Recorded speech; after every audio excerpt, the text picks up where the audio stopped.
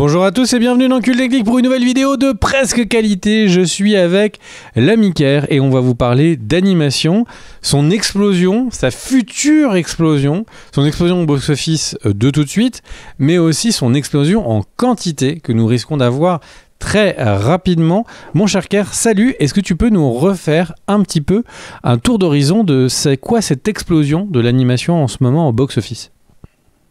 Alors, bonjour à tous, bonjour mon cher Greg. Alors, actuellement, on était dans une année 2024 cinématographique étonnante. Pourquoi ? Parce que Dune 2 dominait le box-office depuis un paquet de mois maintenant, avec 700 millions de dollars, ce qui à l'échelle du box-office, quand on est arrivé à presque à la moitié de l'année, et que le premier film est à 700 millions de dollars, ça veut dire que l'année n'est pas bonne. Une année classique, on a plusieurs films qui sont milliardaires et un film à 700 millions qui domine, c'est pas rassurant. On a eu derrière des films comme Godzilla qui ont bien marché, mais on a eu aussi beaucoup d'échecs, des films qui auraient pu rapporter bien plus et qui ne l'ont pas été. The Fall Guy, Furiosa, etc. Et puis est arrivé de manière assez étonnante Vice Versa 2. Vice Versa 2 n'était pas du tout attendu comme un énorme succès. Le premier film avait fait 800 millions, c'était très bien. Et au moment où on vous parle, au moment où on enregistre cette vidéo, Vice Versa 2 est en train de devenir le plus grand succès de l'histoire de l'animation. Et il devrait, là avec 1,4 milliard, et il devrait terminer sa carrière aux alentours de 1,6 milliard, ce qui n'a jamais été réalisé par un film animé. Donc on aurait une énorme surprise. Et on regarde que quelques semaines après, très peu de temps après, un autre très gros film d'animé est sorti, a déjà engendré beaucoup de recettes au box-office. C'est Moi Moche et Méchant 4, donc qui, au moment où on vous parle, approche des 500 millions. T'es pas si terrible que ça. C'est pas autant que Vice Versa, mais par contre c'est très solide pour une franchise qui marche bien. Rappelons que Les Mignons, premier du nom, avaient été milliardaires et que l'ensemble des Moi Moche et Méchant cumulés aujourd'hui dépasse la franchise, donc on est Moi Moche et Méchant plus Les Mignons, dépasse le total de 5 milliards de dollars récoltés au box-office. Donc c'est une surprise pour Pixar qui avait enchaîné des échecs. Rappelons que Élémentaire l'année dernière était un des plus gros échecs en salle de l'histoire de Pixar. Paradoxalement, aux États-Unis, paradoxalement, il avait bien marché à l'international et quand il était arrivé sur Disney+, il a fait partie des plus gros succès de l'année sur plateforme, donc c'était vraiment un paradoxe. Là, Vice Versa 2, c'est un énorme succès qui, on va revenir un petit peu sur les raisons de pourquoi après, mais si on regarde, mon cher Greg, ce qui arrive par la suite, il y a fort à penser que l'animation, qui avant était un genre qui était vu comme un truc pour enfants, famille, mais qui n'était pas la machine qui devait ramener autant de monde en salle comme l'étaient les films de super-héros ou les très gros blockbusters américains d'été ou plus récemment les Fast and Furious ou les Jurassic World. Là, on voit vraiment que les films d'animation deviennent des vrais gros acteurs du box-office. Si bien que, avant la sortie de Vice Versa, j'avais, dans les idées de vidéo, j'avais une idée qui était de parier avec l'ami Greg sur quels étaient les films qui allaient être les plus gros succès de l'année.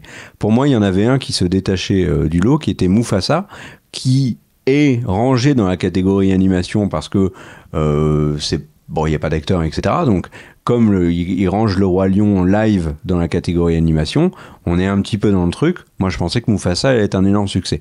Vice Versa 2, je l'avais pas vu du tout, comme personne d'ailleurs, être un succès aussi grand. Mais du coup, là, on peut se poser la question. Il y a Mufasa qui sort à Noël, mais il y en a un autre aussi qui sort à Noël, et qui est, à mon avis, très attendu et a ses chances de bien marcher. C'est Vaiana 2. Alors, est-ce que ça sera aussi gros que Vice Versa ?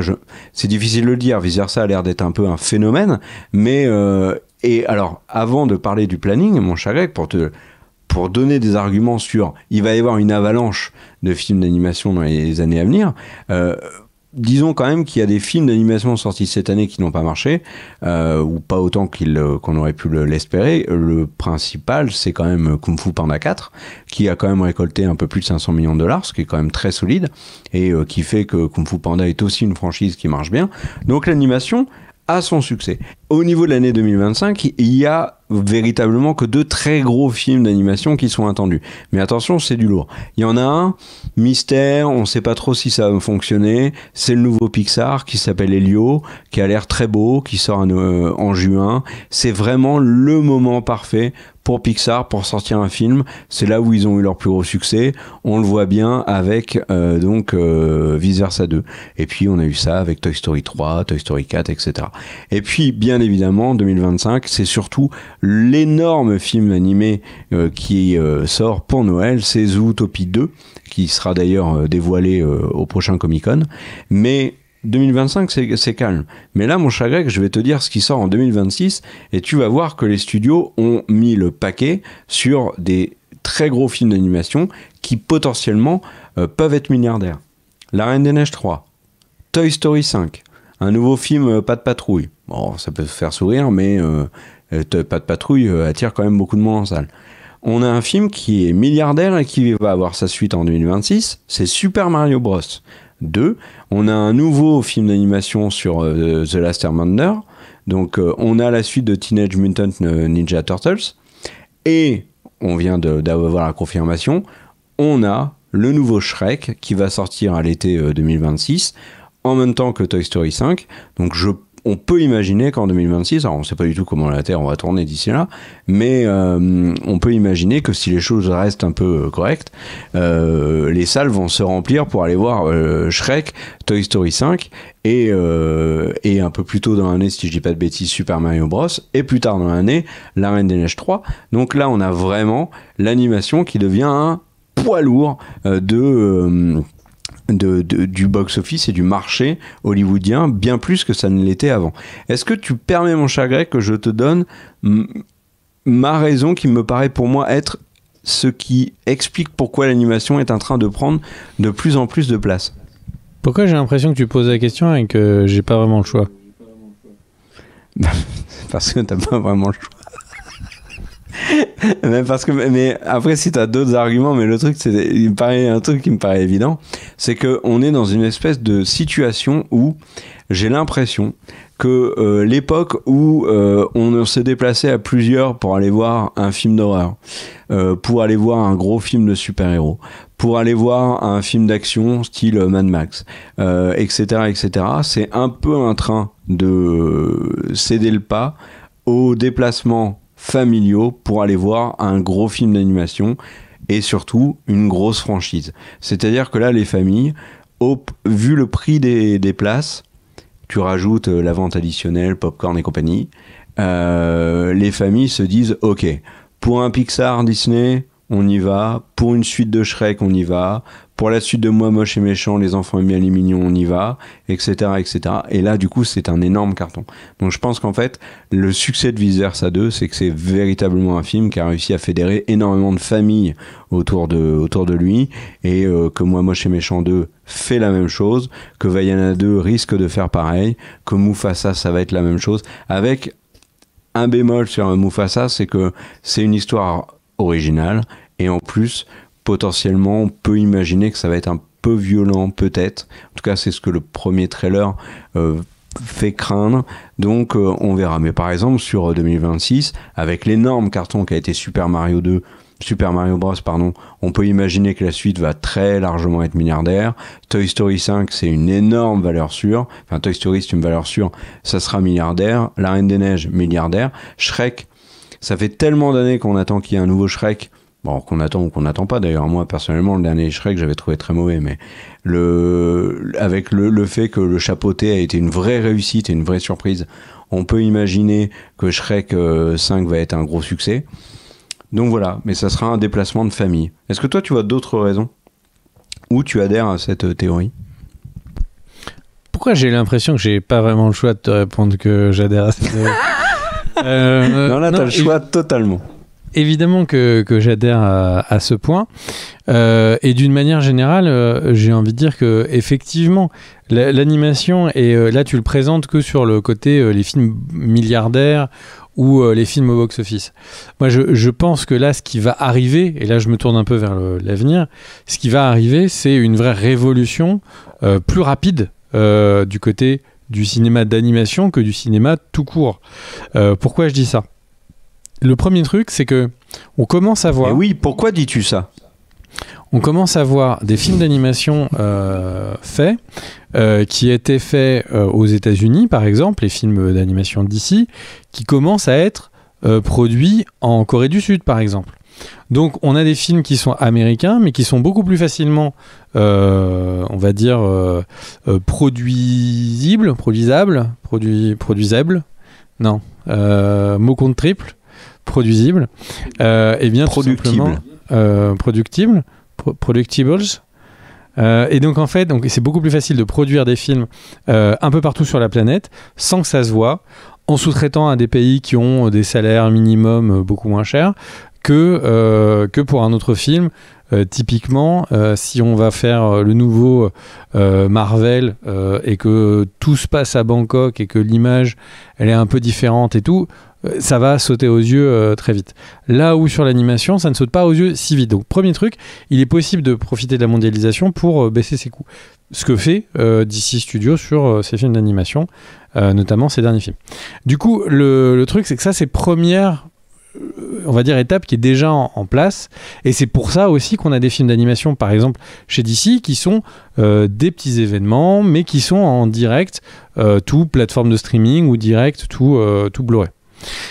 Mais c'est encore une fois rien par rapport à la vague et lame de fond qui va arriver. Je parle évidemment de l'IA. Le 9 novembre 2023, Jeff Katzenberg, donc un des 3 fondateurs de DreamWorks, avec notamment Spielberg, pour rappel, et qui était un ancien exécutif de Disney, a dit que pour lui, l'IA allait, d'ici 5 ans, potentiellement réduire les effectifs de au moins 90%. Il disait que quand il avait commencé ses films d'animation, lui, au début de sa carrière, il y avait besoin de 500 personnes pour être à l'animation, pour les dessiner, et qu'il ne voit pas pourquoi il y en aurait plus que 10% de ça, donc que 50 d'ici 5 ans.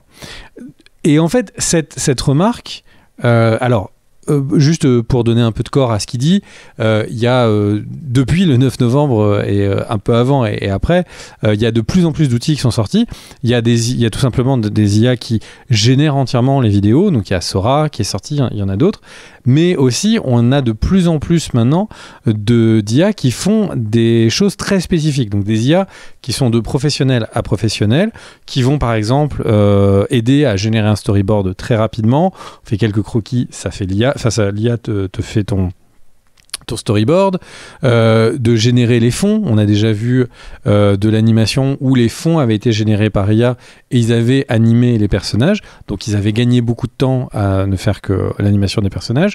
Et puis aussi, dans l'animation plus classique, où du coup il y a des actions, j'avais pu parler avec des animateurs au Japon l'année dernière, et ils expliquaient que du coup il y a en fait entre l'animateur qui fait les mouvements clés du mouvement, il y avait du coup la personne qui faisait le lien entre tous ces mouvements et qui prend énormément de temps de faire ça et qui commençait à y avoir des outils justement sur la base d'IA qui vont faire de l'interpolation de mouvements et créer justement toutes ces images entre les deux, ce qui évidemment réduit encore une fois le temps et explique les propos de Katzenberg.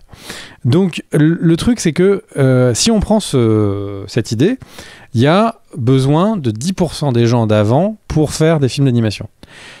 Alors, je rentre pas sur la notion de économique, sociale, est-ce que ça veut dire que les gens vont être remplacés, etc. Là, on se passe de la côté de la création de contenu. Et en fait, ce qu'on voit, c'est que le premier truc que ça peut faire, c'est évidemment les films vont être plus rentables. Premier niveau. Au lieu d'avoir 500 animateurs, on n'en paye que 50, ils gagnent plus d'argent.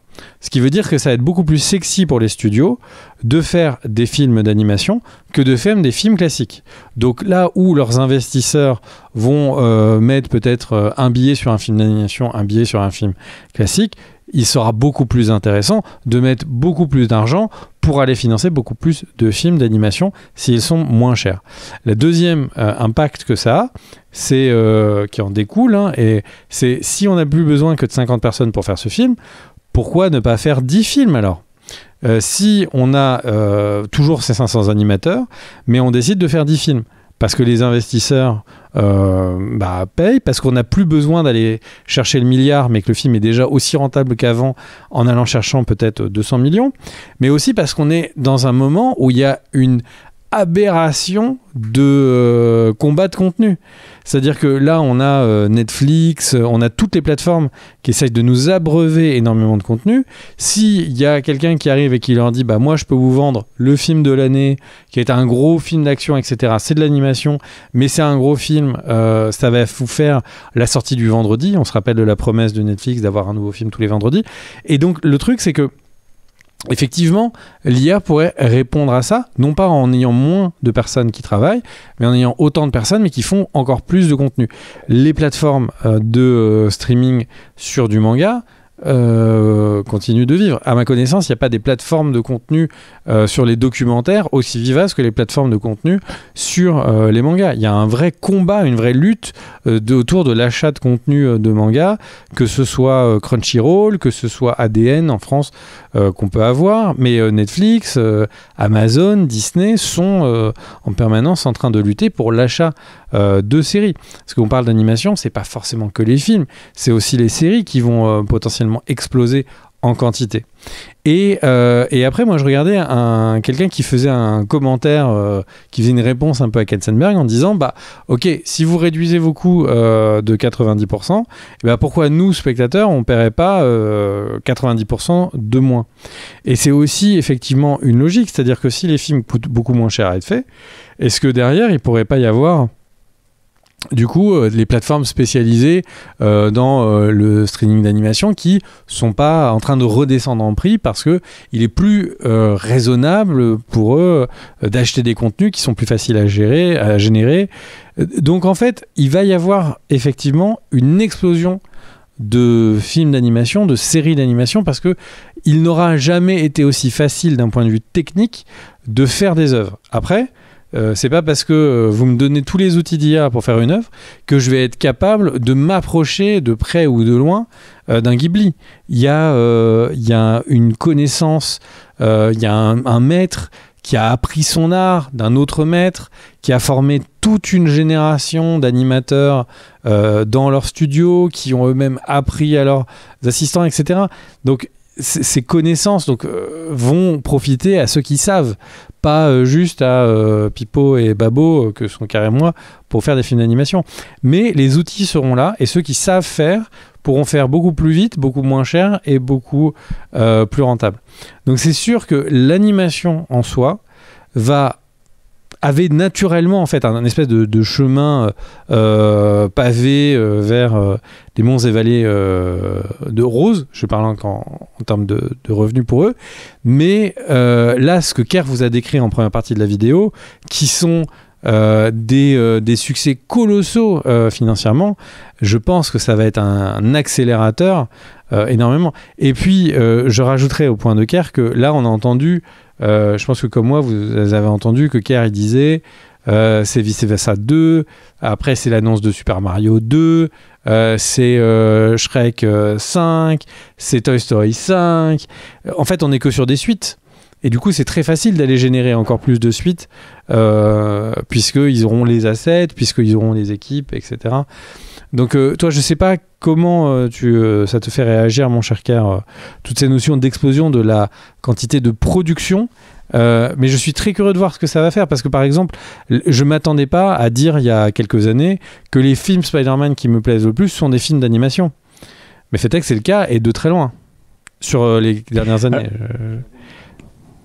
Alors, là, il y a deux éléments. Il y a les très grosses licences qui vont rapporter énormément de thunes, comme tu le dis, et comme je le disais tout à l'heure, et l'abondance de contenu d'animation qui va en rapporter moins, qui va être fait par l'IA, mais qui va exister et qui va nous abreuver de contenu.